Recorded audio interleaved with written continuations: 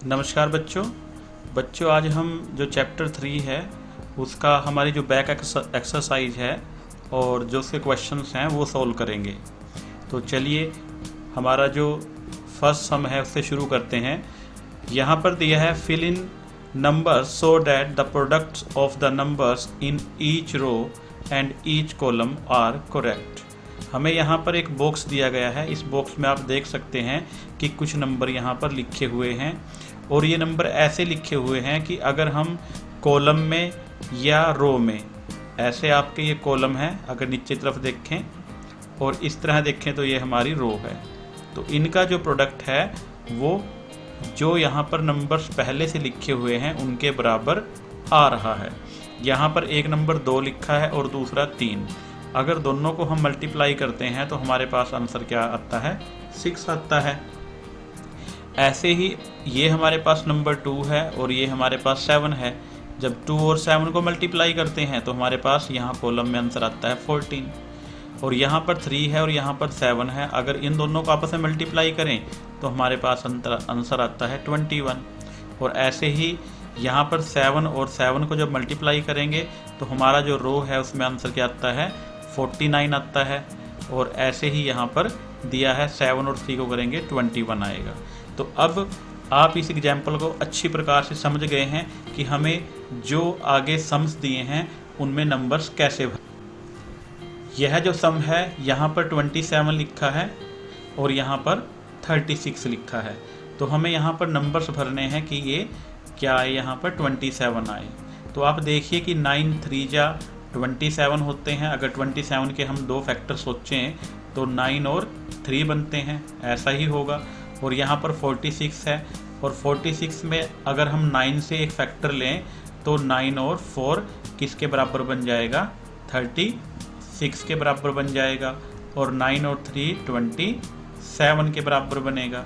तो यहाँ पर क्या है, हम जान गए हैं कि एक फैक्टर हमारा 9 आएगा और दूसरा यहाँ पर 3 आएगा। जब 9 को 3 से मल्टीप्लाई करेंगे तो हमारा जो सम है वो 27 आएगा। 9 को 3 से जब मल्टीप्लाई किया जाएगा तो आंसर 27 आएगा। तो ये यहाँ पर दिया है।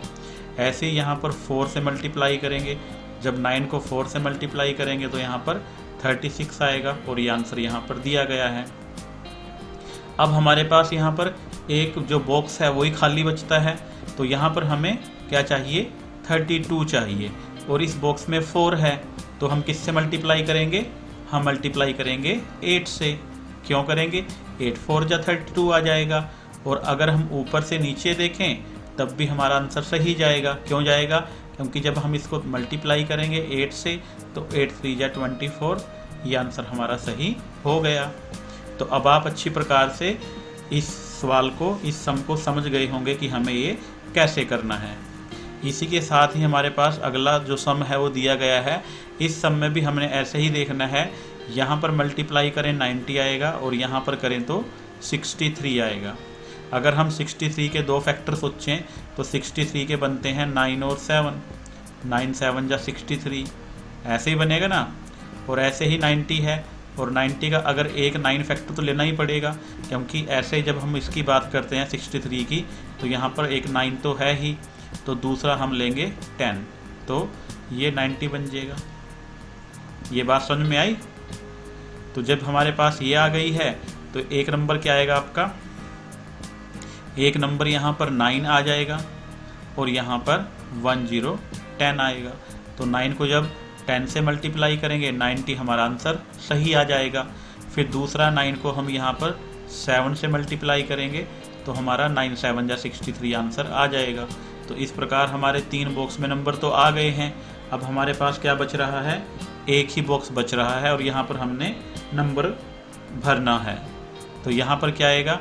अगर हम यहाँ देखें तो हमें यहाँ पर 28 लेकर आना है। तो 7 को किससे मल्टीप्लाई करें कि यहाँ पर 28 आ जाएगा? तो हम 7 को 4 से मल्टीप्लाई करेंगे। 7 4 जा 28, ये 28 आ गया। और ऐसे ही जब 10 को 4 से मल्टीप्लाई करेंगे 10 4 जा 40, ये आपका आंसर सही आ जाएगा। तो अब आपको ये समझ में आ गया होगा कि हम किस प्रकार से इसको कर सकते हैं।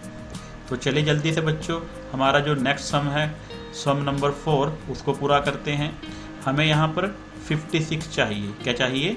56। और यहाँ पर हमें 40 चाहिए। तो हमें अगर हम 40 की बात करें तो 40 के फैक्टर्स क्या बन सकते हैं? 10 और 4 बन सकते हैं ना, तो ये 40 आएगा। ऐसे अगर हम इसकी बात करें 56 की, तो हमें देखना होगा कि जो 56 है उसके फैक्टर्स क्या क्या बन सकते हैं। तो अगर हम एक फैक्टर 4 की बात करें तो दूसरा अगर हमें फैक्टर 4 से लेके आना पड़े तो हम क्या करेंगे? हम देखते हैं कि वो 14 को अगर 4 से मल्टीप्लाई करें, 14 को अगर 4 से मल्टीप्लाई करें तो हमारे पास 56 आ जाता है। तो यहाँ पर जो ये 4 फैक्टर है यह है कॉमन है, और यही 4 फैक्टर हम यहाँ लिखेंगे। तो जब हम 4 को 14 से करेंगे मल्टीप्लाई तो हमारे पास 56 आ जाएगा। 14 4 जा 56 होता है। और जब 4 को नीचे हम 10 से मल्टीप्लाई करेंगे तो 10 4 जा 40 आ जाएगा। अब हमें यहाँ पर 60 लेके आना है, तो 10 को हम किससे मल्टीप्लाई करेंगे? 60 आ जाए, 6 से मल्टीप्लाई करेंगे, 60 आ जाएगा हमारे पास। और जब हम 14 का टेबल 6 तक रीड करेंगे तो 14 6 जा 84 आ जाएगा, और यह हमारा राइट आंसर होगा। तो अब बच्चों हमें एक एग्जाम्पल यहाँ पर दिया गया है, और हमने क्या किया, उसी एग्जाम्पल को समझकर अगले हमारे जो सम्स थे वहाँ पर हमने बॉक्स में अपने आप से ये नंबर फिल किए हैं। ये नंबर इस तरह फिल किए हैं कि हम अगर रो में देखें ये ऐसे हमारी रो है, और कॉलम में देखें ऐसे हमारा कॉलम है, तो उनकी जो मल्टीप्लाई है वह जो नंबर हमें दिए गए हैं उनके इक्वल आनी चाहिए। और ऐसा ही हमारा आंसर हुआ है। जब हमने 9 को 3 से मल्टीप्लाई किया तो 27 आया, जब हमने 9 को 4 से किया तो 36 आया, जब हमने 4 को 8 से किया तो 32 आया, और ऐसे ही 3 को 8 से किया तो 24 आया। तो यह हमारे सम सोल्व हो गए हैं, और आशा करता हूं कि आपने यह सम्स अच्छी प्रकार से समझ लिए होंगे। आपकी बुक एक्सरसाइज में इससे संबंधित और भी क्वेश्चन दिए गए हैं, आप सभी बच्चों ने वह क्वेश्चन भी सोल्व करने हैं। और अगर आपको समझ में नहीं आता तो आप 1 से 2 बार इस वीडियो को अच्छी प्रकार से देखिए, आपको यह सम्स अच्छी प्रकार से समझ में आ जाएंगे।